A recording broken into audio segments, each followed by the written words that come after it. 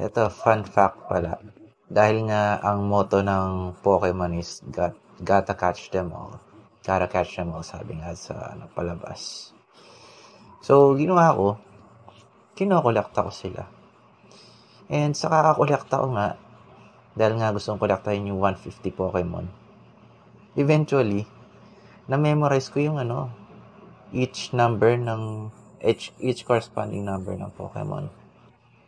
So, by the time na makumpleto ko sila, bigyan mo ako ng number noon, ranging from 1 to 150. Masasabi ko kung anong Pokemon siya. Kung anong corresponding Pokemon siya. Noon yun. Sa ngayon, nakalimutan ko na. Yun ang just a simple fun thing kapag nagko-kolekta ka and you love what you're doing. Yan. I guess we're familiar with Pokemon na.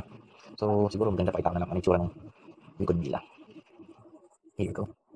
Yung itsura ng likod ng mga binibili noon na text card. Again, walang damage yung mga yan.